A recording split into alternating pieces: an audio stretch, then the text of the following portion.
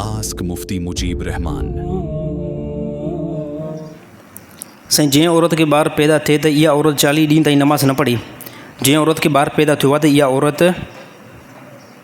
इहा औरत वॾे में वॾी जेकी उनजी मुदत आहे निफ़ाज़ जी, वॾे में वॾी उहा 40 ॾींहं आहे। इहा औरत 40 ॾींहं ताईं, इहा वॾे में वॾी मुदत आहे। ॿारु पैदा थियो आहे न त पोइ वॾे में वॾी जेकी मुदत आहे उहा 40 ॾींहं आहे।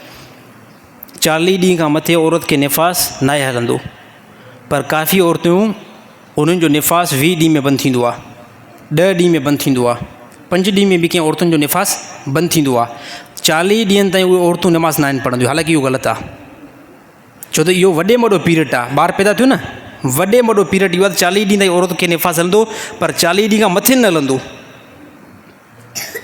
40 ॾींहं खां मथे न हलंदो। बाक़ी रहियो मसइलो इहो निफ़ाज़ औरत खे हफ़्ते में बंदि थी वेंदो आहे। हफ़्ते में बंदि थी वियो, ॿारु पैदा थियो, हफ़्ते में निफ़ाज़ बंदि थी वियो त इहा औरत हफ़्ते खां बाद में नमाज़ पढ़णु शुरू करे।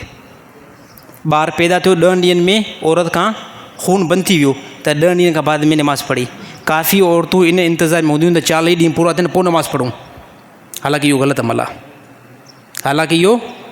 अमल आहे। निफ़ाज़ जी वधि में वधि जेकी मुदत आहे न उहा 40 ॾींहं आहे। घटि में घटि उनजी का मुदत न आहे। काफ़ी अहिड़ियूं औरतूं जंहिंखे ॿारु पैदा थींदो, ॿारु पैदा थियण खां पोइ फौरी तौरु उन्हनि जो खून बंदि थी वेंदो आहे। हिकिड़े ॾींहं में बि कंहिं औरतुनि जो खून बंदि थी वेंदो आहे, 2 ॾींहंनि में बंदि थी वेंदो आहे। त उन्हनि जे लाइ हुकुम इहो ई आहे त जंहिंजो खून बंदि थी वियो न पोइ पंहिंजी नमाज़ खे पढ़णु शुरू कनि। बाक़ी 40 ॾींहं सर मुक़ररु न आहे।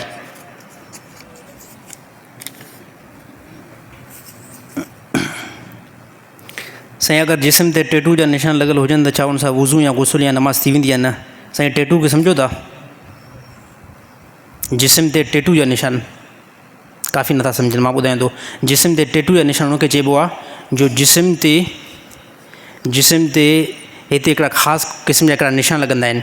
हिते बांस छपरायो, हाँ ॿिले जो फोटू छपरायो पूरे जिस्म ते, सीने ते कंहिं कुते जो फोटू छपरायो, ॿिले जो फोटू छपरायो, पखी जो फोटू छपरायो, हाँ कंहिं इंसान जो फोटू छपरायो। इन खे चइबो आहे टेटू जो निशान। टेटू इंग्लिश वारो लफ़्ज़ आहे, टेटू जो निशान। यादि रहणु खपे हर हिकु मुस्लमान टेटू जो निशान लॻाइण खां परहेज़ करे। जेको बि मुस्लमान टेटू जो निशान लॻाराईंदो, इहो मुस्लमान जे मथां अल्लाह ताला जी लानत ऐं रसूल जी लानत मथां वसंदी आहे। मुस्लमाननि जो इहो तरीक़ो न अथव। इन निशान खां बचंदा कयो। हालांकि इन निशान जे अंदरि कंहिं बि परिंदे जी तस्वीर जेको आहे जिस्म ते ठारायो, इन खे बि टेटू चइबो आहे। नालो लिखारायो, इन खे बि टेटू चइबो आहे। नाला बि लिखाराईंदा न, की हथ ते नाला लिखाराईंदा, कंहिंसां मोहबत हूंदी कंहिंजो नालो एम लिखाराईंदा, कंहिंजो एस लिखाराईंदा, दिलि छपराईंदा। इहे सभु कुझु हराम अमल आहिनि। इस्लाम में कंहिं क़िस्म जी इजाज़त न आहे। अगरि लॻारायो था, लिखारायो था, अल्लाह ताला जी लानत उन बंदे जे मथां ईंदी। लानत मां छा मुराद आहे? अल्लाह ताला जी रहमत खां परे हलाए वेंदव। असांजो मज़हब आहे, असां मुस्लमान आहियूं, असांजो मज़हब आहे, असांजो कुझु तरीक़ेकार आहे। उन तरीक़े एतबार सां असां हलंदा आहियूं, उन एतबार सां असां हलंदा आहियूं। हिंदू छा बि वञी करे, ईसाई वञी करे छा बि करे, यहूदी छा बि वञी करे, उनजो कंहिं क़िस्म जो कोई बि मज़हब न आहे। उनजो मज़हब बादल मज़हब आहे। असां मुस्लमान जो मज़हब आहे। सुवालु आयो त टेटू जो निशान जेकॾहिं पोइ ते गुनाह कयोसीं, सुवालु इहो आहे, जेकॾहिं पोइ ते टेटू जा निशान लॻारायासीं जिस्म ते, को इंसान जी तस्वीर, नालो लिखारायोसीं, पर हाणे छा कयूं? हाणे उनखे ख़तमु करण जी कोशिशि कयो। जेतिरो थी सघे उन ख़तमु करण जी कोशिशि कयो। पर जेकॾहिं उहो निशान लॻल आहे त वुज़ू थींदो न थींदो, नमाज़ थींदी न थींदी, गुस्ल थींदो न थींदो, इहा मजबूर में थी वेंदी। गुस्ल बि थी वेंदो, वुज़ू बि थी वेंदो, नमाज़ बि जेके थी वेंदी। पर इहे निशान जेकॾहिं जिस्म ते लॻल आहिनि, इन खे ख़तमु करण जी कोशिशि कयो। मुस्लमाननि जो पंहिंजो तरीक़ो आहे, कुफ़ार जो पंहिंजो तरीक़ो आहे। ख़ासि तौर ते जिस्म ते टेटू जा जेके निशान लॻाराईंदा आहिनि न, इहा हिंदू क़ौम लॻाराईंदी आहे। ऐं नबी जो फरमान आहे, जेको बंदो जंहिंसां मुशाबे इख़्तियार कंदो त क़यामत ॾींहुं उहो उन सां गॾु उथंदो। हिंदू सां मुशाबे आहे, क़यामत ॾींहुं हिंदू सां गॾु उथंदव। यहूदी सां मुशाबे आहे, क़यामत ॾींहुं यहूदी सां गॾु उथंदव। सिख सां मुशाबे आहे, क़यामत ॾींहुं सिख सां गॾु उथंदव। जेकॾहिं इस्लाम सां मुशाबे आहे, रसूलुल्लाह सल्लल्लाहु अलैहि वसल्लम सां मुशाबे आहे, त क़यामत ॾींहुं पैगम्बरनि सां गॾु उथंदव। साईं, म्यूज़िक गाना त इस्लाम में ॿुधणु हराम आहिनि। अॼुकल्ह असां वटि जंहिं घर में शादी शादी थिए थी, महीनो पहिरियों ई उन में गाना एको साउंड हलनि था ऐं हर हिकु पाड़े वारे जी निंड हराम लॻी पई आहे। उन जे बारे में कुझु वज़ाहत कयो। सभई ईअं लॻा पिया आहिनि कंहिंजे बारे में कंहिंखे कहिड़ी नसीहत कयूं। अमूमन सभई पाड़े में ईअं ई आहिनि, कंहिंखे नसीहत कजे बाबा महिरबानी करे तूं इहो कमु न कर। पाड़े में जेकॾहिं हिकिड़े बंदे जी शादी आहे त महीनो पहिरियों उहो एको साउंड हलाईंदो, या 20 ॾींहं या 15 ॾींहं पहिरियों ई जेको आहे गाना, सॼो पाड़ो जेको आहे बाएताल में, सॼो पाड़ो। वरी जेके इहे सॼे पाड़े वारा आहिनि न, वरी इहे बि नेक बि न आहिनि न, वरी जॾहिं इन जी शादीअ वारो ईंदो न, वरी पोइ इहे बि ईअं कंदा त बसि पोइ वारा फेरा अथव, वारा फेरा। कॾहिं पाड़े वारे जी शादी थी, उन जेको आहे 10 ॾींहं एको साउंड घर में हलायो, वरी तव्हांजी शादी ईंदी, तव्हां बि त जेको आहे चुप करे न वेंदव, तव्हां वरी 15 ॾींहं एको साउंड हलायो। वरी भरिसां वरी कंहिं शादी थी त उहो वरी 20 ॾींहं हलाई, वरी 30 ॾींहं हलाई। इस्लाम खां जेतिरो परे वेंदव ओतिरो ज़िलत जो शिकार थींदव, ओतिरो ज़िलत जो। एको साउंड शादी में हलाइणु मुस्लमान जी तहज़ीब न आहे, मुस्लमान जो कमु न आहे। साहबा जा निकाह थिया मस्जिद में, छा में थिया? साहबा जा निकाह थिया मस्जिद में। नबी सल्लल्लाहु अलैहि वसल्लम ख़ुदि निकाह पढ़ायो, इन खां बाद में ताबईन जा निकाह थिया। साहबा नबी खां बाद में ख़ुदि निकाह कराया। कंहिं क़िस्म जो कोई बि राग न हलियो, म्यूज़िक न हलियो, डांस न हली। ऐं मुस्लमान मां इहा शइ हाणे ख़तमु थियणु मुश्किल आहे। हा, मुस्लमान मां इहा शइ हाणे ख़तमु थियणु इंतिहाई मुश्किल आहे। ऐं जेकॾहिं इहे शयूं ज़्यादातर हलंदियूं, शादी में सर बरकत न पवंदी। बाद में पेशमाम जा पेर न पकड़िजो, निकाह खां बाद में मामला सिधा नथा थियनि। साईं मामला तलाक थिए त मुंड में पुट जूं शादियूं करायूं थो एको साउंड सां, हा, दोलन सां, डांस सां। पोइ हाणे पेशमाम खे चयो साईं हे घर में बरकत न आहे, इहा छोकिरी ठहे ई नथी। छोकिरी न ठहंदी, छो ठहे? छो ठहे? मुंड में जेको इस्लाम वारो तरीक़ो तव्हां इस्तेमालु कयो ई न आहे, हाणे तव्हांजी शादी में बरकत पए न पवंदी। हलो, इहो मसइलो पुछा बि न कयो असां खां।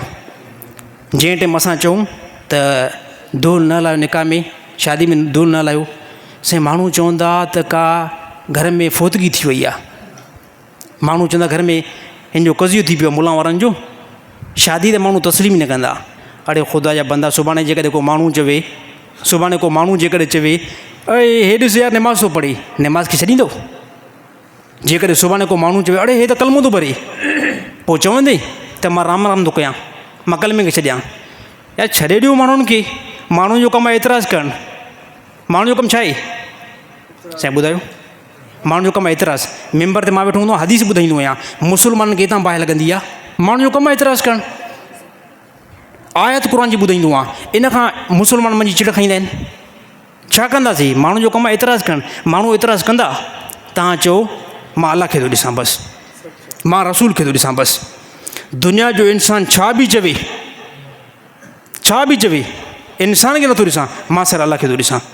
मूंखे अलाह बनायो आहे, मुंहिंजी तख़लीक़ अलाह कई आहे, हा, मूंखे पैदा अलाह कयो आहे। हिन जिस्म ते हुकूमत उन रब जी हलंदी, हिन जिस्म ते हुकूमत उन अलाह जी हलंदी। घर आहे, इन जे अंदरि उन अलाह जो अहकाम हलंदो। इहो अमल करे ॾिसो, पोइ ॾिसो केतिरो ज़िंदगी अंदरि सुकून आहे। बाक़ी हे जेके गाना, मां चवंदो तव्हांजे मथे में सूरु हुजे, हा, इहो बंदि न थींदो, कॾहिं बि बंदि न थींदो। साईं अगरि कोई शख़्स दाढ़ी या सुनत जी मज़ाक़ करे त उन बारे में छा हुकुम आहे? दाढ़ी या पटके कंहिंजी बि सुनत रसूल जी कंहिं बि मुस्लमान मज़ाक़ कई, इहो मुस्लमान उन ॾींहुं काफ़िर थींदो। घणा माण्हू चवंदा आहिनि ओए ॾिस मुलो थो वञे, ॾिस हे एॾी दाढ़ी हीअं थो कंदो वञे, चवंदा आहिनि न घणा, हे एॾी दाढ़ी ॾिस उहो हीअं थो दाढ़ी कंदो वञे, हे ॾिस पटको मुला खे सफ़ा को इब्लीस थो लॻे, चवंदा न माण्हू काफ़ी। हे ॾिस हे मुला, इहा टोक मुंहिंजे मथां न आहे, इहा टोक मुंहिंजे मथां न आहे, इहा टोक रसूल जे मथां आहे।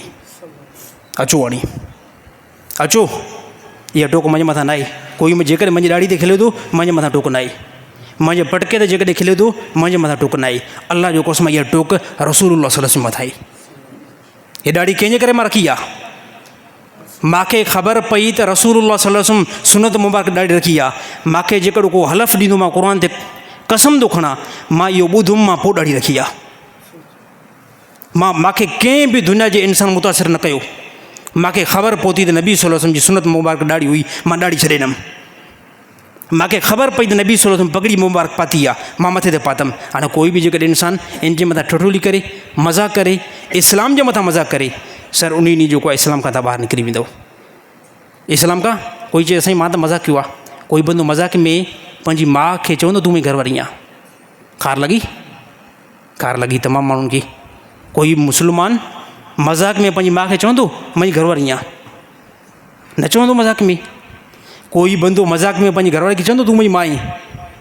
जॾहिं माउ खे ऐं घरवारी सां इहा मज़ाक़ ठहे नथी, पोइ इस्लाम सां इहा मज़ाक़ ठहे थी? तव्हां खां थो पुछां कयां, ठहे थी?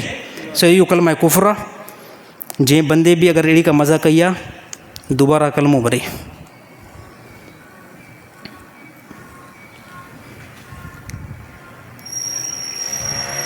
साईं के माण्हू हज़रत अली साईं खे माज़ल्ला अल्लाह ताला जो मज़र चवंदा आहिनि, यानी चवंदा आहिनि त हज़रत अली साईं अल्लाह ताला जो रूप आहे। इहा ॻाल्हि कीअं आहे? इहा ॻाल्हि साईं कुफ़री ॻाल्हि आहे ऐं इहो कलमा कुफ़र आहे।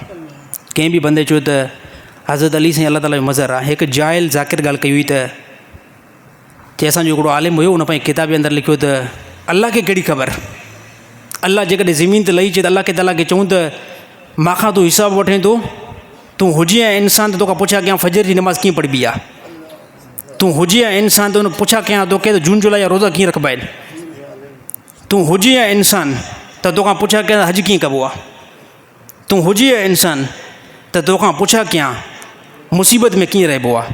पोइ इहा सॼी ॻाल्हि आख़िरी में करे, सॼी ॻाल्हि करे पोइ आख़िरी में चई क़यामत जे ॾींहुं अल्लाह ताला पंहिंजी कुर्सी ते न वेंदो, पंहिंजी कुर्सी ते हज़रत अली साईं खे विहारींदो।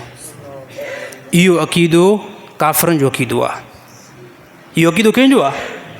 इहो अक़ीदो काफ़िरनि जो अक़ीदो आहे। इहो अक़ीदो मुस्लमान जो न आहे। अल्लाह ताला क़ुरान हकीम में फरमायो, सूरत शूरा आयत नंबर 11, अल्लाह ताला फरमायो लैसा कमिस्ली शैउन, मुंहिंजो मिसाल पूरी काइनात में किथे बि न आहे, मुंहिंजे मिसल कोई बि न आहे। घणा बातिल फ़िरका चवंदा क़यामत ॾींहुं अल्लाह ताला जो रूप माज़अल्ला हज़रत अली साईं वठंदो। सर इनखे असां कुफ़ुर चवंदा आहियूं। पोइ जेकॾहिं तव्हांजो अक़ीदो आहे न, पोइ असां तव्हांखे मुस्लमान जेको आहे इन कौल में तस्लीम न कंदासीं। इहो इस्लाम जो अक़ीदो न आहे, इहो कलमा कुफ़ुर आहे। जेकॾहिं तौबा इस्तग़फ़ार न कंदो त इहो कुफ़ुर वारी मौत तव्हांजी थींदी। साईं कुझु माण्हू हज़रत अली साईं खे तमामु अंबिया खां अफ़ज़ल तस्लीम कंदा आहिनि। उहो अक़ीदो कीअं आहे? इहो अक़ीदो बि कुफ़ुर जो अक़ीदो आहे। हज़रत अली साईं सां मोहबत में जुनून में अची करे काफ़ी माण्हू चवंदा आहिनि त असां सीनो खोले करे इहा ॻाल्हि कयूं था त हज़रत अली साईं तमामु पैगम्बरनि खां अफ़ज़ल आहे। हा, तमामु पैगम्बर खां अफ़ज़ल आहे। इहो सर कलमा कुफ़ुर आहे। साहबी जे मोहबत में अची करे उन में एतिरो गुलूफ़ कर त उनखे पैगम्बर तां पहुचा, इहा गुमराही आहे। नबी जी मोहबत में ज़्यादा अची करे नबी जो मक़ाम अल्लाह ताईं पहुचाईंदो, उन ॾींहुं तां गुमराह थी वेंदो। साहबी जो पंहिंजो मक़ाम आहे, ताबईन जो पंहिंजो मक़ाम आहे, नबी जो पंहिंजो मक़ाम आहे, अल्लाह जो पंहिंजो मक़ाम आहे। साहबी केतिरो बि वॾो अमल करे, साहबी केतिरो बि वॾो ओलिया थी वञे, यादि रहणु खपे जेके नंढा पैगम्बर आहिनि, जेके ॿियनि पैगम्बरनि खां उनजो मक़ाम नंढो आहे, जीअं यूनुस अलैहिस्सलाम, हूद अलैहिस्सलाम, हारून अलैहिस्सलाम, इन जे बराबरि बि कोई साहबी नथो थी सघे। पोइ चाहे उहो हज़रत अली साईं ख़ुदि पाण छो न हुजनि, अबू बकर सिद्दीक़ छो न हुजनि, उमर रज़ी अल्लाह ताला छो न हुजनि, उस्मान साईं छो न हुजनि, उनजे बारे में बि अल्लाह ताला क़ुरान हकीम में आयत जेको नाज़िल अता फरमाई, सूरत अनाम आयत नंबर 86, अल्लाह ताला फरमायो व कुल्लन फ़ज़्ज़लना अलल आलमीन, नबियुनि खे असां तमामु इंसान जे मथां फज़ीलत ॾेई छॾीसीं। जेकॾहिं कोई बि बंदो चए थो हज़रत अली साईं खे असां तमामु अंबिया खां अफ़ज़ल सम्झूं था, इहा ॻाल्हि क़ुरान जे ख़िलाफ़ु आहे। इहा ॻाल्हि न अल्लाह बयानु कई आहे, न रसूल बयानु कई आहे, बल्कि इन खां रसूल अल्लाह नफ़ी कराई आहे। त साहबी केॾो बि ईमान में तरक़ी करे पर नबी जे मक़ाम ते नथो अची सघे। छाजे करे? नबी जे मथां फौरी तौरु वही ईंदी आहे, नबी जे मथां जिब्रील अमीन नाज़िल थींदो आहे। कंहिं साहबी जे मथां जिब्रील अमीन न आयो आहे, कंहिं साहबी जे मथां जिब्रील अमीन अल्लाह जो पैगाम खणी करे न आयो आहे। साहबी नबी जे दोस्त खे चइबो आहे। बाक़ी इहो अक़ीदो रखणु, इहो अक़ीदो इस्लाम खां ख़िलाफ़ु गुमराही ज़िंदीक़ वारो इहो अक़ीदो आहे। तमामु मुस्लमान जेकर अहिड़ो कोई कशम में आहिनि, इन अक़ीदे खां बचण जी कोशिशि कनि। अल्लाह ताला तमामु मुस्लमान जो ईमान हिफ़ाज़त में रखे।